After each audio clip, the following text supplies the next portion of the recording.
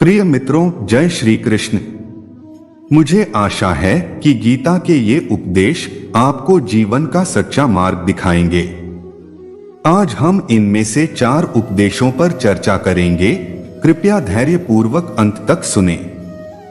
गीता का 23वां उपदेश ये है कि जिसके साथ सत्य और ईश्वर की शक्ति है, चाहे सारी दुनिया उसके खिलाफ हो जाए, लेकिन अंत में जीत उसकी होती है। धृतराष्ट्र बार बार संजय से पूछता था कि बताओ, युद्ध में कौन जीत रहा है, कौन हार रहा है, क्योंकि उसे विश्वास था कि महापराक्रमी भीष्म पितामह मेरे पक्ष में हैं, गुरु द्रोणाचार्य वो मेरे पक्ष में हैं, कर्ण मेरे पक्ष में हैं, तो हमें कौन हरा सकता है। लेकिन संजय ने धृतराष्ट्र से कहा, जहां पर ईश्वर है, जहां पर सत्य है, हमेशा वही जितना है, चाहे आपके पास कितनी भी शक्ति क्यों ना हो, लेकिन सत्य और ईश्वर जिसके साथ खड़े हो जाए, उसे दुनिया में कोई भी ताकत नहीं हरा सकता। गीता का 24वां उपदेश ये है कि जीवन में लड़ाई झगड़ा से बचना चाहिए, लेकिन जब बात आपके चरित्र, सम्मान और अधिकार की हो तो लड़ना भी चाहिए। अर्जुन भी महाभारत का युद्ध करना नहीं चाहता था, क्योंकि सामने उसके अपने खड़े थे, लेकिन श्री कृष्ण ने उसे उपदेश दिया कि यहाँ पर बात लड़ाई की नहीं है, तेरे सम्मान की है, तेरे चरित्र की है, तेरे अधिकार की है।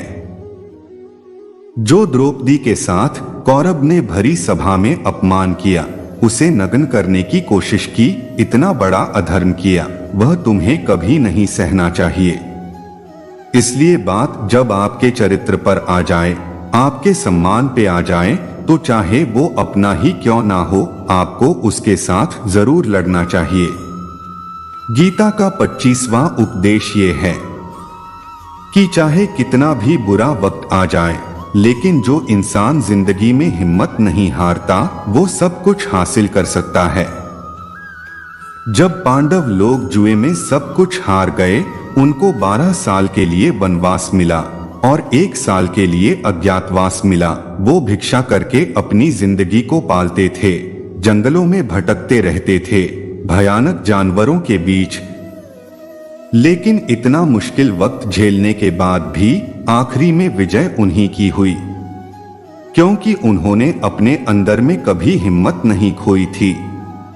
ऐसे ही आपकी जिंदगी में कितना ही मुश्किल वक्त क्यों ना आ जाए, लेकिन आपके अंदर अगर हिम्मत है तो जीत आपकी ही होगी। गीता का 26वां उपदेश ये है कि जो किसी और का है, उस पर कभी अधिकार मत जमाना, कभी कब्जा मत जमाना।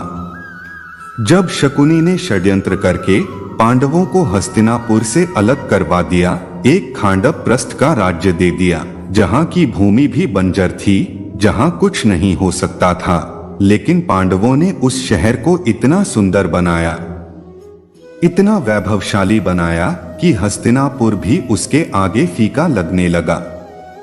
और उनके उस वैभव को देख के, सुख को देख के दुर्योधन अंदर ही अंदर जलता था। उसने कई बेईमानियां करके, षड्यंत्र करके उनका वो खांडव प्रस्थ भी उनसे छीन लिया। जो चीज उसकी नहीं थी, उस पर कब्जा किया। तो उसका आखिर में परिणाम यही हुआ कि जो चीज उसके पास थी, वो भी उसके पास नहीं रही। इसलिए जो आपका नहीं है, कभी उस पे अधिकार नहीं जमाना चाहिए। दोस्तों, इस वीडियो में बस इतना ही। फिर मिलेंगे एक नए वीडियो के साथ, तब तक अपना ख्याल रखें। जय श्री कृष्ण। राधे राधे।